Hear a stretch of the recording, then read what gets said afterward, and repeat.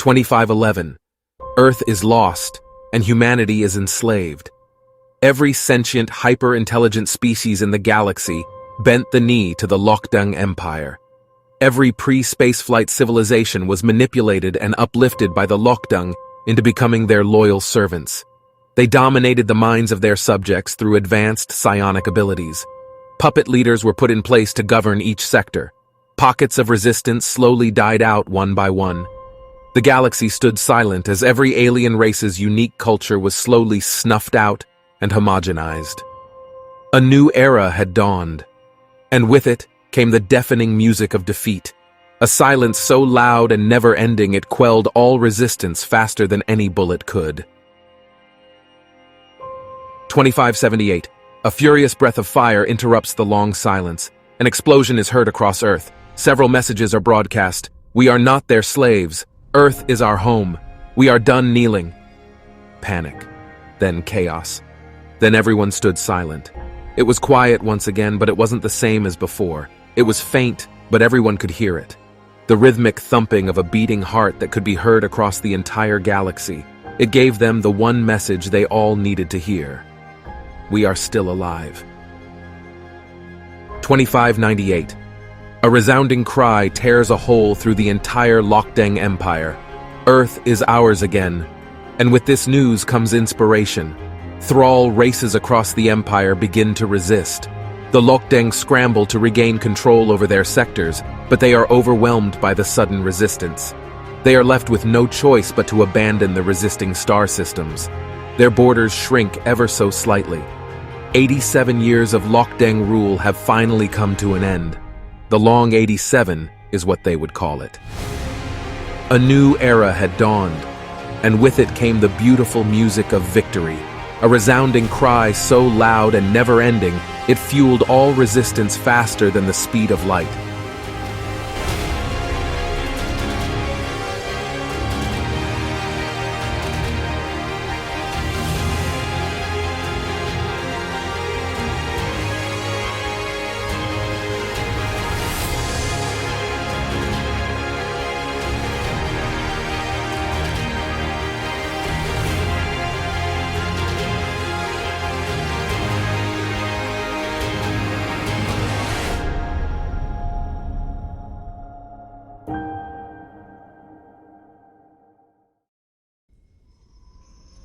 (2632) Lena Weiss.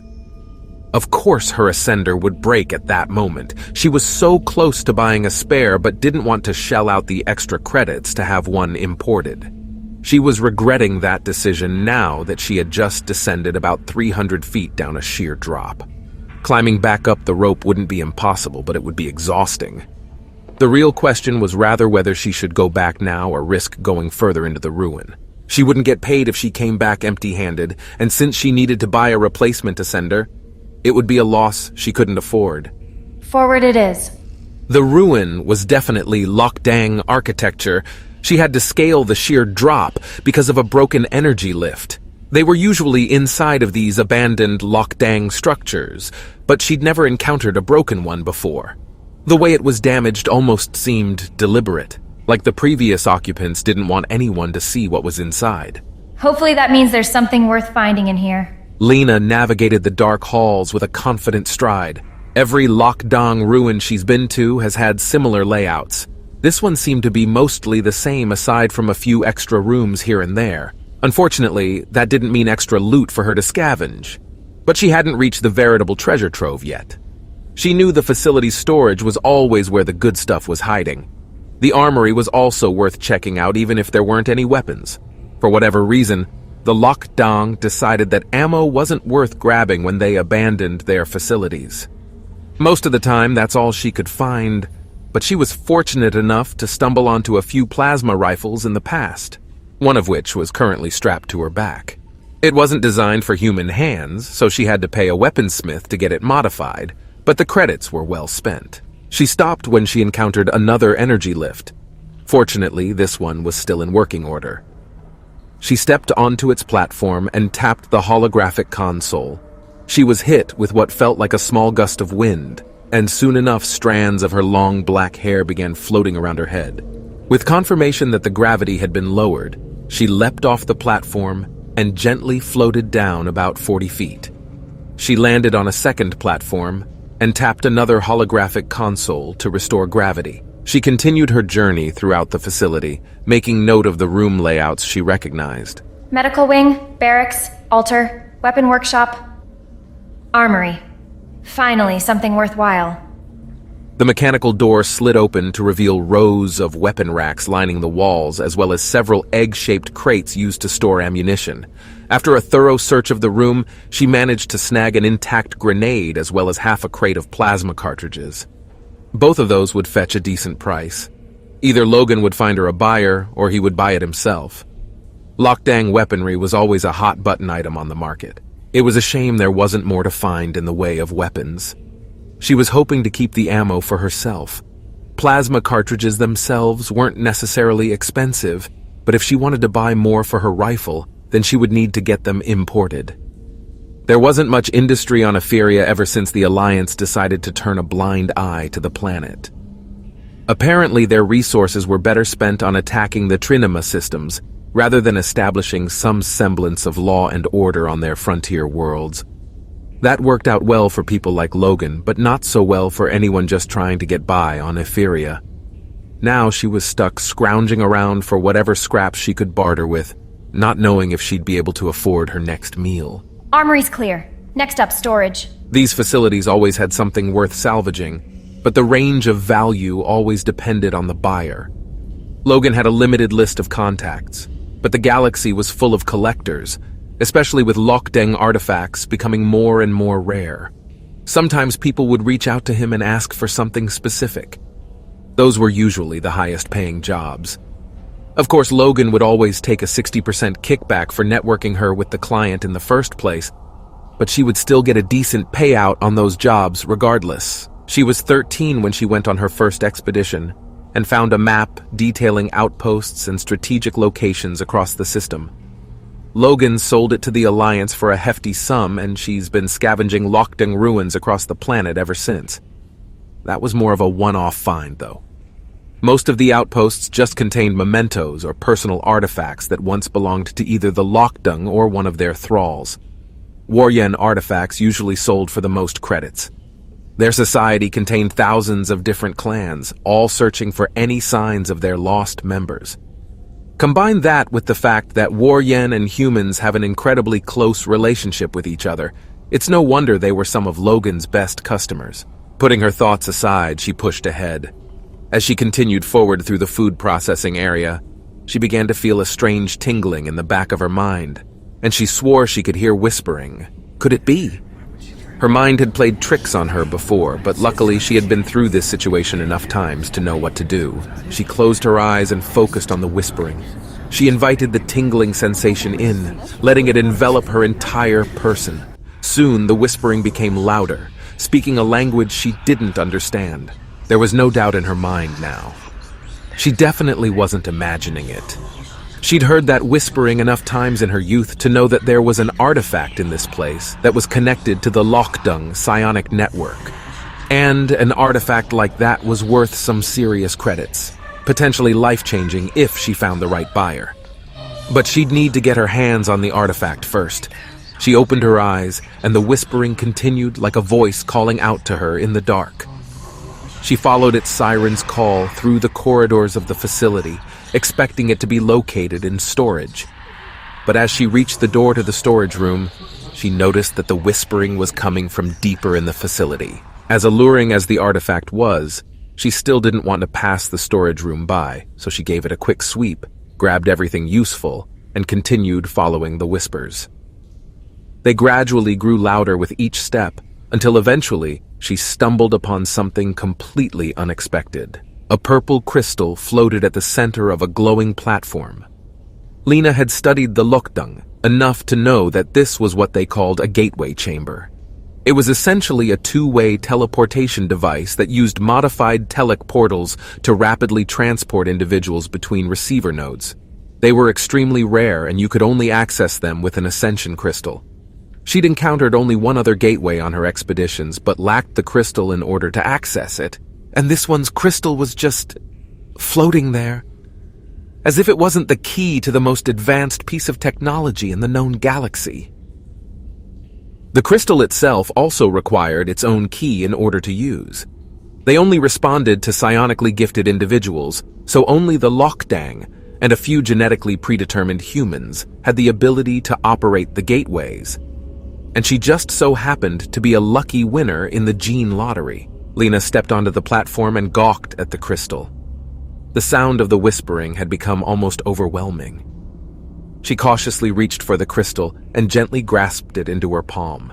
She found her curiosity piqued by it. She had no idea how it worked. It was a mystery whether it was a fancy electronic device or some psionically infused piece of rock.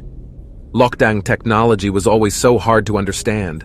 It almost felt like it existed outside of reality, as if they had come from a realm of magic and monsters. Then again, all forms of advanced technology felt like magic to those who didn't understand it. Regardless, Lena didn't need to know how to make an ascension crystal in order to use one.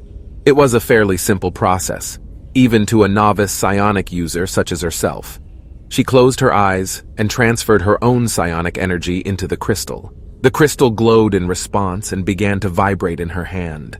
Before she could react, a wave of energy engulfed her entire body. All she could see was a pale blue light for several seconds before the energy wave dissipated. It was obvious that the gateway had worked. She wasn't in the same place she was before.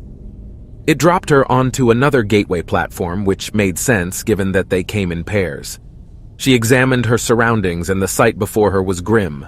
Piles of decayed corpses littered the room. The poses they died in indicated a battle.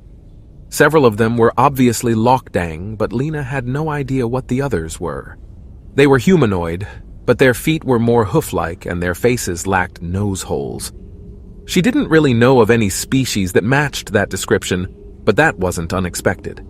It was a big galaxy after all, but if they were a species that tangled with the Lokdang, it's a wonder how they weren't one of the known thrall races. Were they native to this planet before the Lokdang simply wiped them out? Or were they one of the lesser-known races that managed to slip under the Empire's radar? As intriguing as all this was, Lena found that her attention was drawn to more whispering. The Ascension Crystal wasn't the only artifact here. The source of the whispers came from an altar at the center of the room. At least, it looked like an altar. It was always hard to tell with the Lokdang. It seemed like they built almost everything with some sort of religious symbolism in mind. But the altar itself wasn't what interested Lena. It was what rested upon it. A metal sphere humming with psionic energy. Now this was definitely something new. It didn't look particularly like a Lokdang artifact. There was always some sort of fanfare involved with their other artifacts. This was just a ball. It wasn't floating or glowing or doing much of anything besides just sitting there. Someone who wasn't psionically gifted probably wouldn't even give it a second glance if they saw it. So why was it imbued with psionic energy? And why was it sitting in a room littered with corpses? Were the aliens fighting over it? Or was it some sort of trap? Would it release poison gas or drop a boulder on her the second she touched it? It was unlikely, but she didn't want to get herself killed over an easily avoidable mistake. She approached it slowly, keeping an eye on the floor with each step. She leaned in close to inspect the altar, carefully searching for any hidden mechanisms or pressure plates. She couldn't spot anything obvious, but that didn't mean she could let her guard down. The shemagh she wore around her neck wouldn't protect her from noxious gas, but that didn't stop her from lifting it over her mouth and nose to give her some form of comfort. As irrational as it might have been, she cautiously reached out and grasped it with both of her palms before gently lifting it off the altar. She stood frozen for a few seconds, just waiting for something to happen. A light click or a low rumble that would warn her of some impending danger just seconds before her gruesome demise. But nothing happened. There was no trap. As thankful as she was, it felt so wrong. Here was an artifact hidden behind a gateway chamber, surrounded by bodies, sitting on an altar, and there was no security system in place to stop thieves from just up and nabbing it. Maybe it did have a security system, but it broke. That'd be awfully convenient. Or maybe it was sabotage like the lift. She assumed that whomever visited this place last wanted to deter anyone from entering. Though they must have been in a hurry because just breaking the lift was a pretty shoddy method of trying to keep out intruders. Then again, maybe she was reading too much into things, and she just stumbled onto a facility with a few technical quirks. At the end of the day, it didn't really matter. She found the mother lode in this place, an ascension crystal, and an artifact she had never seen before.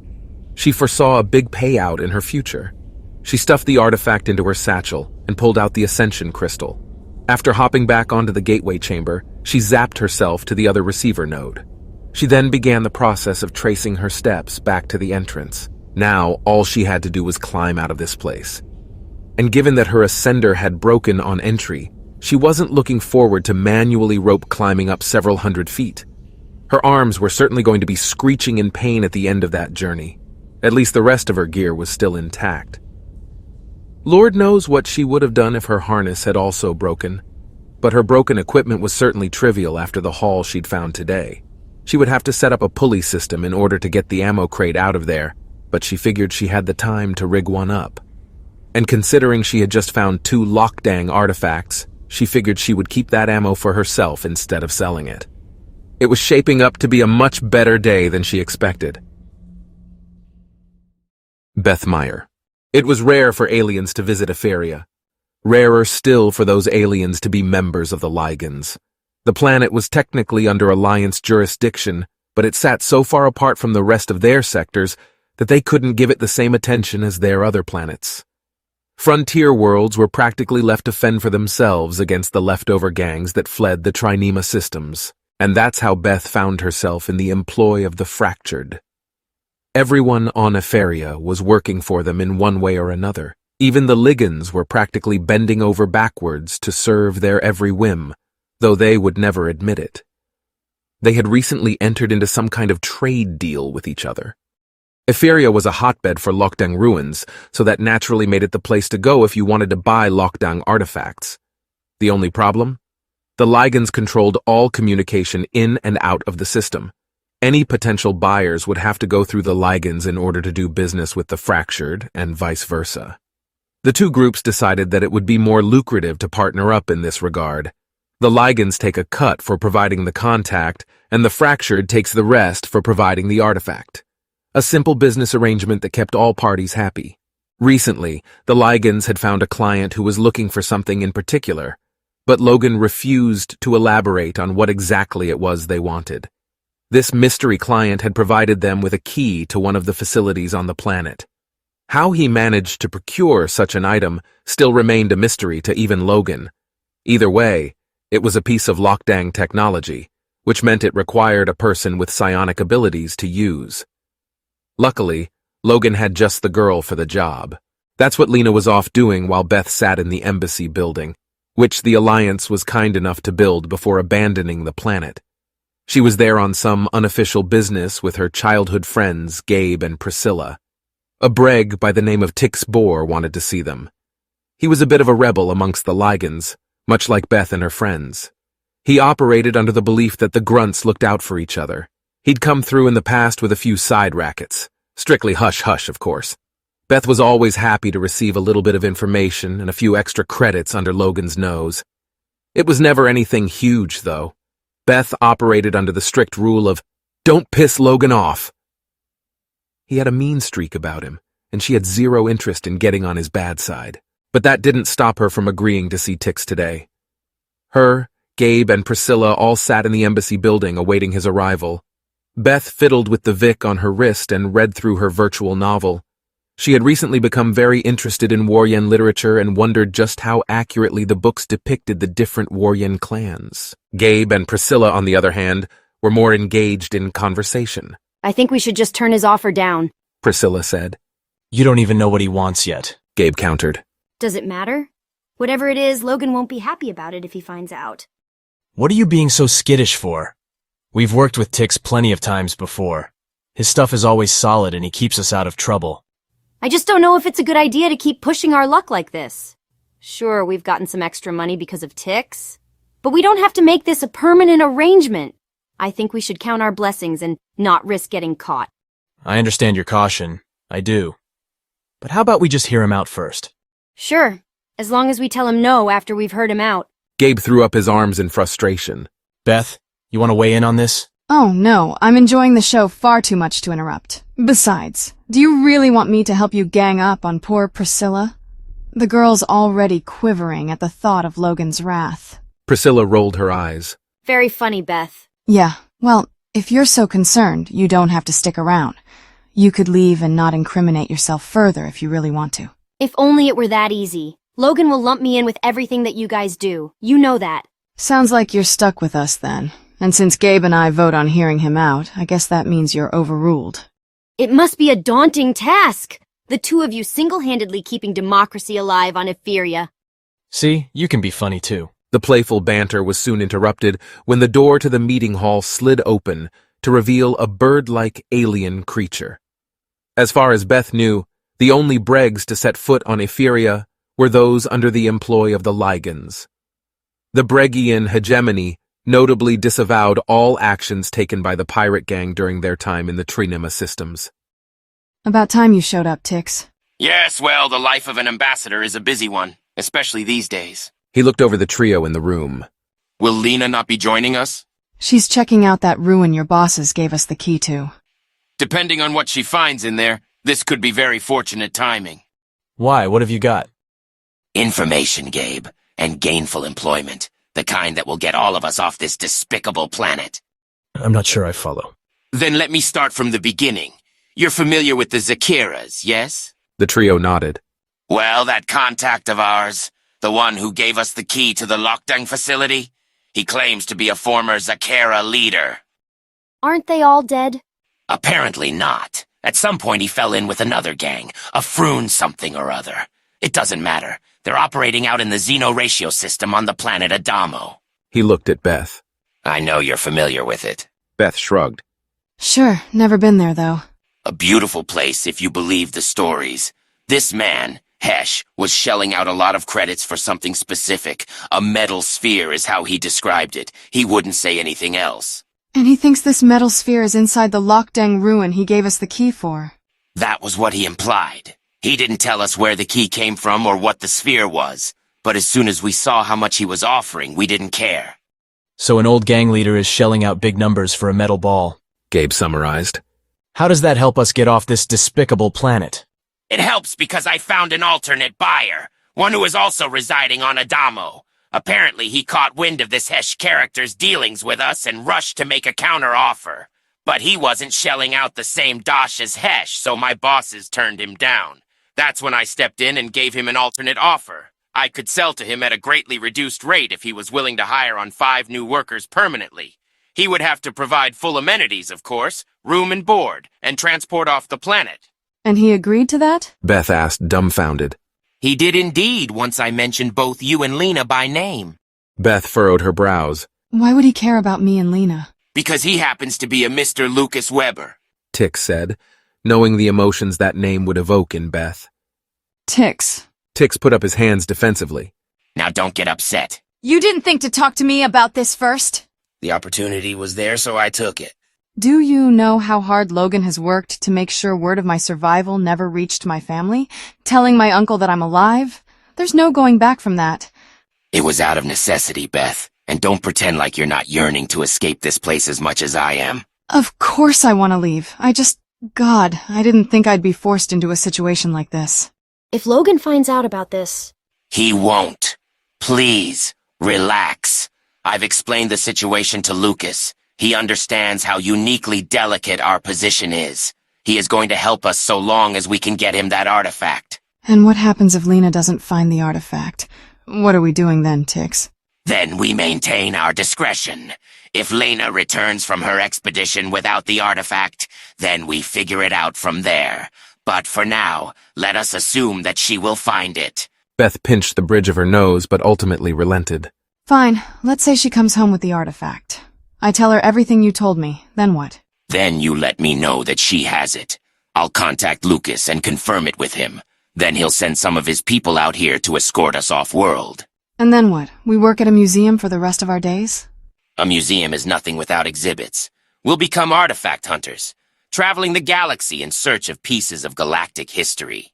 I doubt it'll be as romantic as you make it sound, but it can't be worse than here. Agreed. Get me the hell off this planet. This is such a terrible idea. Priscilla said to herself. I guess I'm overruled again. Yeah, you are. Tix breathed a sigh of relief. Excellent. He looked at Beth. After you speak to Lena, let me know as soon as you can whether she has the artifact or not. Beth nodded. Sure, but what are we supposed to tell Logan? Tell him there was nothing there. The place was an unfortunate bust.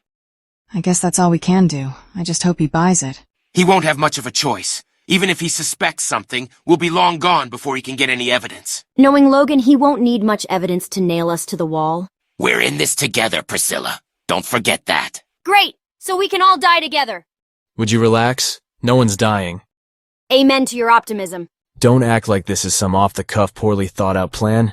Tix clearly did his due diligence. It's a solid foundation he's built for us. He's not wrong, Priscilla. It's a solid plan. A solid plan can still go wrong. Would you rather we let this opportunity pass us by and live under the heel of the Fractured and Ligands for the rest of our lives? I don't know. Well, you might fancy shaking down local business owners for protection money, but I'd like to start doing something a little more dignified with my life. Priscilla sighed as she rubbed at her temples. She knew that she was backed into a corner and had no choice but to concede. You're right. If we want to get off of Feria, then this is the chance to take. It would be against your interest to let it pass you by. You almost sound disappointed. I guess I'm still adjusting to the reality of my situation. What kind of mess did you drag me into? It's not a mess, Priscilla. It's a new beginning for all of us. Pretty it up all you like, but until we get off planet, we're living on borrowed time. Then let's play it smart, yeah?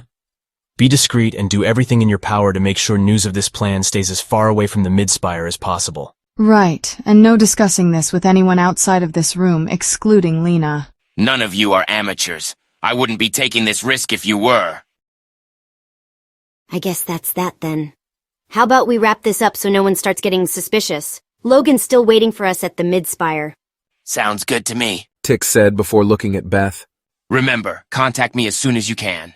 Yeah. Beth flippantly replied. Let's get out of here. Beth, Gabe, and Priscilla stood up to leave Tix to his own devices.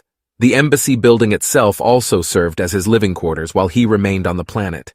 If this plan actually ended up working, the Ligans would need to find themselves a new ambassador. Beth imagined that Tix got some sort of sick satisfaction out of that fact. She liked to think that her reasons for getting away from Etheria were solely practical, but she couldn't deny that slighting Logan like this would make her feel pretty damn good. The trio exited the building and started walking in the direction of the Midspire. They still needed to deliver this month's protection fees to Logan. How are you feeling? Fine, I guess. I mean about your uncle. Tix really took a big leap with that one. And without talking to you first? Yeah, I'm not exactly happy about it, but I also can't be too pissed either. I haven't exactly been subtle about my desire to get off this planet. Neither of us have. I'm grateful in a way. He's going out of his way to reunite me with my family. Granted, it's for his own self-interests, but I can't really blame him for that. So you don't mind that he's using you? We've been using him since the moment we met him. It doesn't make us bad people and doesn't mean we aren't friends. We're all doing what we can out here. Yeah, we don't have much room to judge his actions after what we did this morning. Beth nodded in agreement. The sound of glass shattering echoed in her mind. Just that morning, Beth, Priscilla, and Gabe were tasked with collecting several fees from some of the local businesses. One man didn't have the money, so Priscilla and Beth smashed all of his windows while Gabe muscled in on him to make sure he could only sit and watch as his store was trashed right in front of him. She still remembered his face, the tears in his eyes as he begged them to stop. Next month he would have to pay double. That was the reality of the Fractured, what Beth was tired of. And she never wanted Lena to end up in the same position as her. Logan was a snake that was more than happy to use people for his own betterment, but he liked to play the father figure to her and Lena because he saved them when they were kids. Manipulative bastard. He only kept us around because he knew he could control us. Beth, Priscilla and I could handle this if you want to head home and talk to Lena. I don't know. She might not even be back yet. Do you really want to make the trip all the way to the Midspire just to turn around and head back home? Beth sighed. Gabe was right. She and Lena lived on an old farm several miles outside the nearest town, further away from the Midspire than anyone else, which meant further away from Logan than anyone else. that she was aware of anyway. Etheria had a tiny population, and she was pretty sure she had visited every major settlement on the planet. But that didn't mean there weren't hidden pockets of people lying low somewhere in the wilderness. She was very much skeptical of this, though. Etheria's wildlife was extremely hostile. It was littered with large feral beasts that made initial colonization efforts difficult. Apparently, the Lockdang were able to keep them at bay by transmitting high-level frequencies around all of their facilities. The Alliance never learned that little fact, though, so the initial settlers on Etheria were forced to figure it out through trial and error. Poor bastards. Luckily, these days everyone knew how to deter the local wildlife and had access to the technology to do it. Walking between settlements was mostly safe as long as you stuck to the roads. The high frequencies would deter the animals, but there were still carnivorous plants to worry about. No wonder the Alliance abandoned this place. History lesson aside, she accepted Gabe's offer. Not seeing Logan for the rest of the day would probably do her some good.